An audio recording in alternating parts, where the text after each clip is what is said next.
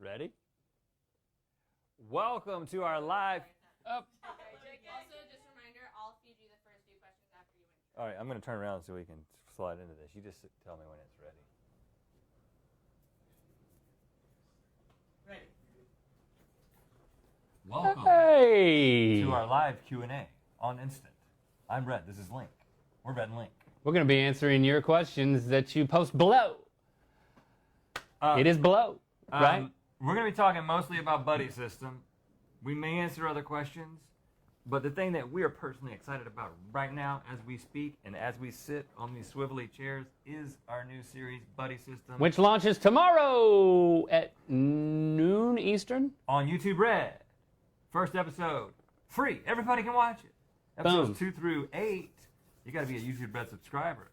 Hopefully that first episode will do what we have intended for it to do and get you to subscribe. Tantalize you. Now, what you do is you're writing the questions below. We are printing them off, and then we're reading them. It's going to take a little time. And Laurel, you're going to be asking us some questions. Just joking. After we got to, well, we don't need this, do we?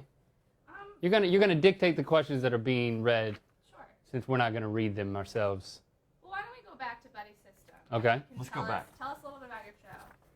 Buddy System is a scripted musical comedy series that tells the story of our lives becoming unraveled because Link's phone is stolen by our co-ex-girlfriend who is now an evil infomercial queen. Mm-hmm. Can we piece our lives back together? Will we survive? Will we sing songs in the process? Sitting here now. It is not a documentary, as many of you have asked. It is scripted. That means that it is fictional. But we do play ourselves. I play Rhett, he plays Link. We considered me playing Link, him playing Rhett, but we thought that would be bad for the brand, didn't do it. So we're playing ourselves as two guys who have an internet show called Good Mythical Morning. So there are a lot of things that are true to life, including the fact that so it is a documentary. We dated the same girl. We had the same first girlfriend and the same first kiss, although we didn't date the same girl at the same time ever, and it wasn't in high school, but that's more interesting. So we did that in the series. So it's a documentary. Next question. Well, you just said it's a documentary, but you also said it's a scripted series. Yes. What made you guys want to do scripted? Well, I think scripted documentaries are the superior form of musical comedy that exists.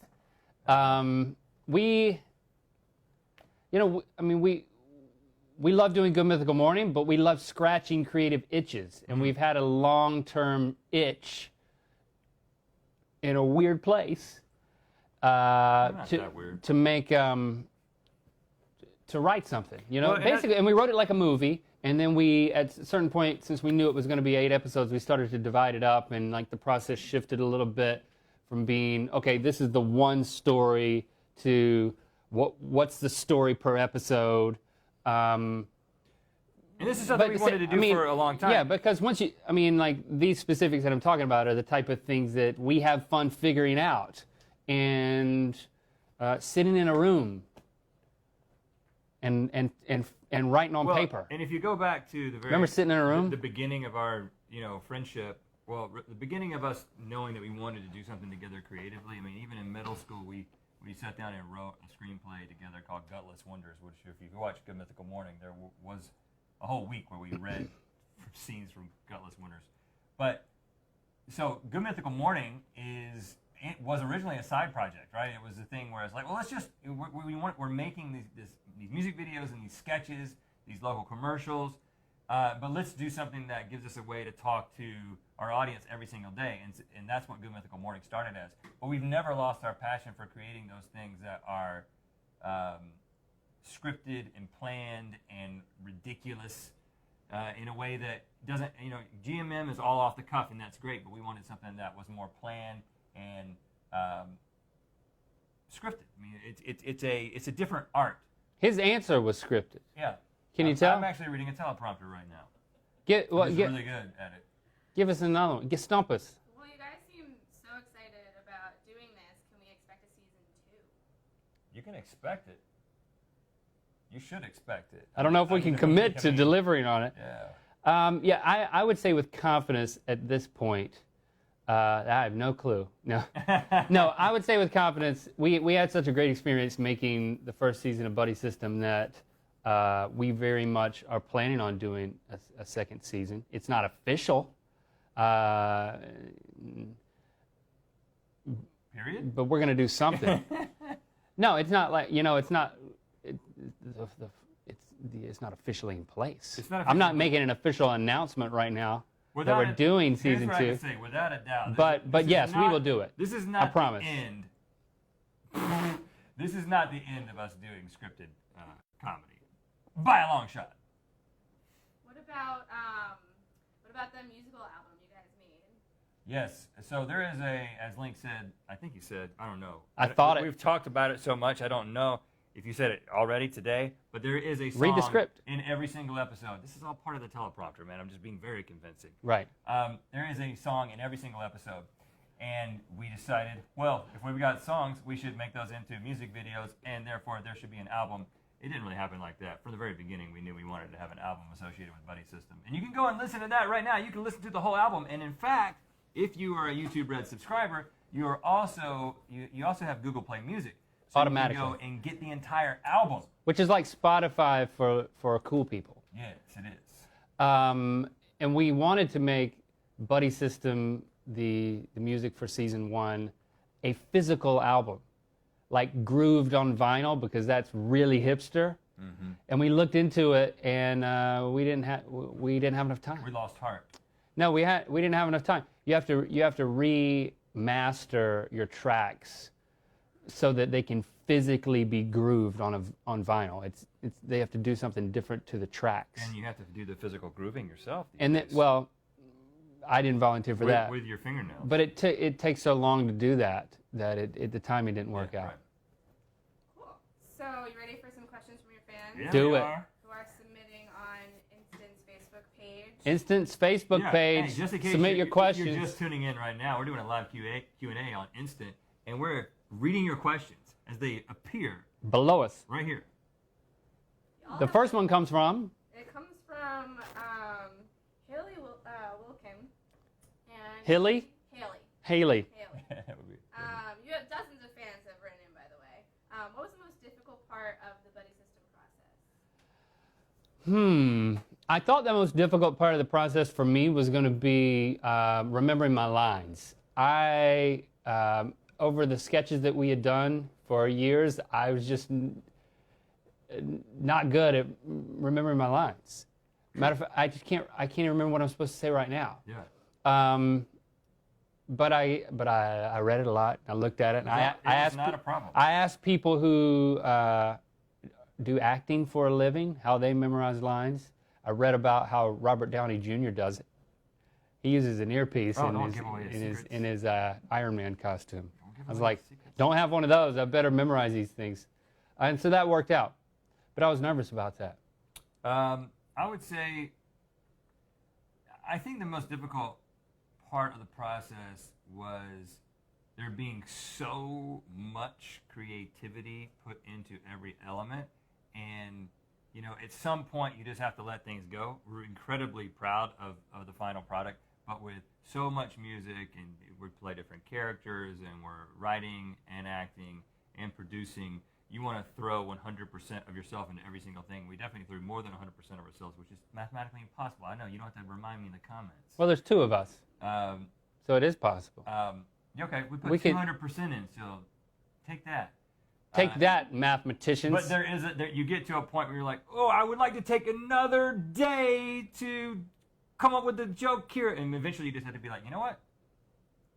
Let the bird fly. And you take the bird, which is the show, and you push it out. Then you pull out your shotgun.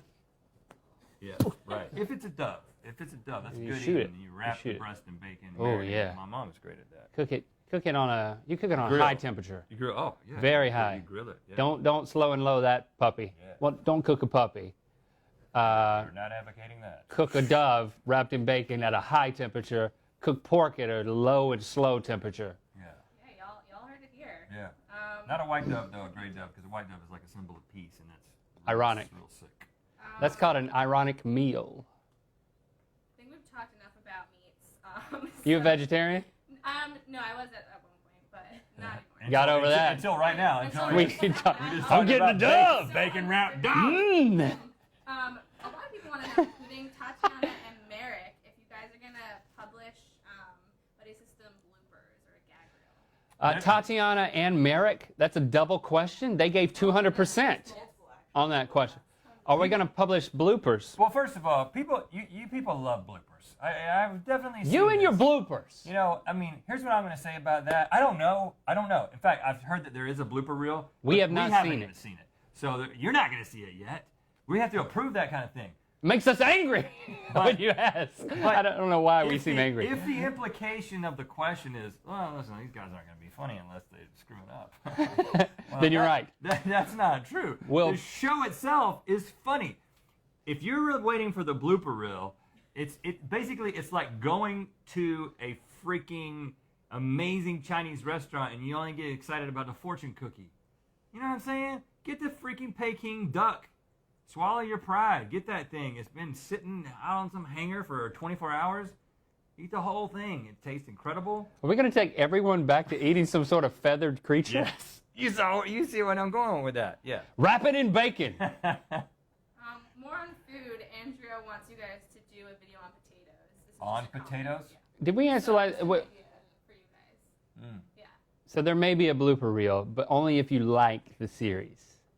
Well, potatoes are a theme in Buddy System. I'm not just trying to keep things on target, on theme here, but we have a running analogy, a running joke that is an analogy in Buddy System that's about potatoes. Mashed potatoes. Cream potatoes?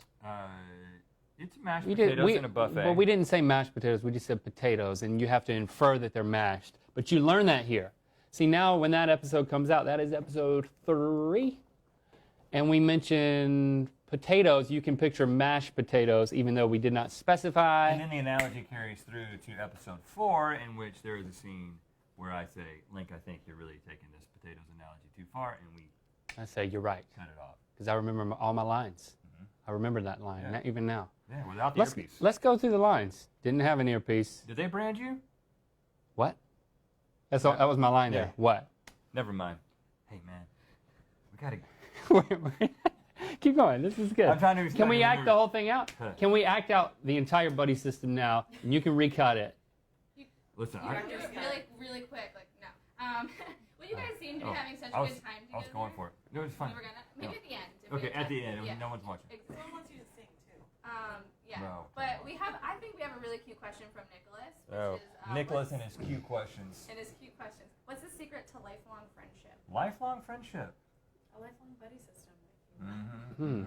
Nicholas, the secret to a lifelong friendship is. Should I go serious here? Okay. We always have to make the choice. You got to make a choice. All right, I'm gonna go serious with you, Nicholas. You gotta have a common goal. If you're a guy, I think women just like to sit around and be friends. The guys need to do stuff. I know that sounds sexist, Yeah, a little but bit. this is live. I'm just trying to mix it up for y'all. That's why there's two of us, so that I can come in. Take and all be that back. What Link was trying to say is that when he said, "Should I be serious?" What he really meant is, now I'm going to make a joke that makes me look like a sexist. And then he said that, and so it's one of those things that he does where he's trying to dig himself a little hole and then see if I can get him out of it. And the way I get him out of it is I would be like, his brain does not function properly, and he regrets 97% of the things that he says the moment after he says that. What he was trying to say is that That's the secret to having lifelong a friendship. common goal. We think there's two. Digging a hole and letting your friend pull you out of The it. goal right now is that Needing we each other. can save face and we can move beyond what just happened. And so now we have a shared goal. So we're going to demonstrate this live and in action. So I'm helping him get out of that hole because we both want to accomplish the same thing and get this interview back on track. And so we have Well, a we common really- thing. We're trying to get into the same boat together. We just want to watch people. We want people to watch the series. That's really all we want. The second thing is communication. This is something that it's taken us a long time to learn. And we've actually talked to multiple comedic duos and just people who are in friendships working together. Right. Having a common goal is important. It's but important. Second thing is, don't talk communication. over each Don't other. talk over each other. You take turns talking. Right. If someone's making a good point, don't interrupt them. And don't let things stew. You don't want to think stew unless it's a Peking duck or a dove breast or quail. I've often found quail to be good in a stew. Like a braise. Yeah, and you can throw a little bacon fat Oh, yeah. into the stew. It even makes carrots It good. really does it, right? You know? Carrot. Yes. Guys, I think we did our intro wrong. I think we should have introed. This is the Rhett and Link cooking show. We're working on that. Well, we're still live on Facebook. Fans are Still live on Facebook. Instant. Leave your questions below. I like this question from Jonathan. He says, are there any throwbacks or Easter eggs in Buddy System that have to do with North Carolina? To North Carolina. There's a whole scene that takes place in North Carolina. A whole prom that takes place at Harnett Central High School. We didn't know if you could actually put Harnett Central High School on the screen legally, because you know how people make up fake names for high schools in scripted comedies, in scripted stuff. But we found that legally we could literally say the name of our high school, and we did. We also said the year. We should have changed that. Yeah, we should have taken 10 or added 10 to that. There's also throwbacks to a number of conversations from Good Mythical Morning. So if you are an avid mythical beast,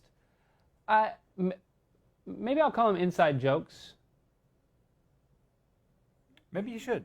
I'll call them inside jokes. Yeah, there you go. That you see if you pick up on. Our crew, the mythical crew, also makes an appearance tomorrow in episode 1. Who asked that? That was from. Did I lose it? It's okay. Just find it. Someone, your question. Someone. I'll come up with it. Keep talking. Yeah, Jonathan. but it was Thank you. is the mythical crew featured? Yes, they are. So great. In the first scene of the whole thing that you will see tomorrow, many mythical crew members make Die. significant appearances, and then they all die. By the way, Federico was hoping you could give a shout out to Venezuela. Hey, Federico, shout out to Venezuela. Never been there, heard it's beautiful. They love me. It's an isthmus. Sweet. Alex Amelia Yeah. wants to know what scene or episode or music video from Buddy System are you most proud of? What scene? Who is this again? Amelia. Amelia Pena. What scene are we most proud of?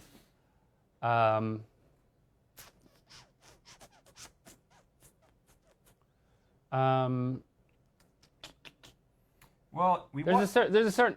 I'm proud of it. There's an ad lib moment between the two of us in episode 6, where about the shorts. Mm-hmm. It's a very specific moment. That's in the trailer, so you've probably seen that. Is About it? the Yeah. dorts. The dirt shorts. Dorts. Right around that, like we made that up right as we were shooting it. So it's like so much planning goes into everything, and then I enjoy watching those moments that I know that we created in the moment, Well, like an ad lib. So whereas I enjoy, just as much or more, the moments where something was conceptualized on paper and then it works. actually works. So we had to watch Buddy System with our friends and family the other night in like a private screen. we had to. We got to, is what I said. And Okay. The being able to see something that is like, I always thought that this was funny when you said this and I said this and then this happened, but then when you see that somebody completely gets it. To what point are you thinking about a particular No, point? just like the with in that same scene, basically that whole scene, the way that whole scene worked out and how your character had a specific goal. I don't want to give it away, but the way all that came together. Yes, the ad libs were very funny, but also just what was on the page was really funny, and it all worked. And I would say so many parts of it worked like that in a way that was like, I don't know if we just think this is funny, because once you've seen it a million times, once you've written it and then watched it a million times in the edit, you just don't think it's funny at all anymore. You lose complete perspective. But then when you see it in front of an audience and they laugh and they really get it, you're like, oh yeah. That was funny for the reason that we thought it was funny when we came up with it that we forgot about because it's been months. So hopefully you'll have the same experience when you watch it. We just can't hear you laugh. We can just see your comments. Well, your fans also want to know what your favorite song off the new album is and what your inspiration behind it was. Our favorite song on the new album and our inspiration behind it. Or just the album in general, the inspiration. So Dang Dark, the first song, was released this past Sunday. Hopefully you watched it. Watch it again. Share it. It's on a Good Mythical Morning channel. Is that your favorite one? That's my favorite song. The last song, the Tough Choices, A Whale Is Gonna Die song, what got the biggest, we got the most positive feedback in the screening on that song, and that surprised me. It's the weirdest song. Conceptually, it's the weirdest song. I think people really like the concept. Musically, that's the one that that one went through a lot of iterations. I think in your mind you heard it, and I didn't hear it. Yeah, then we had arguments about it. Had a lot of arguments. And then they were like, which is another question I saw. What kind of things do you argue about? We argued about that song for quite some time. Because I was trying to whether it was good or not. Because I was trying to communicate. And you were right. I'm saying you were right. What genre it was and what I was hearing, and we couldn't arrive at anything. Right. Which is, I couldn't defend it. I was like, it's not a genre, man. It's just a good song.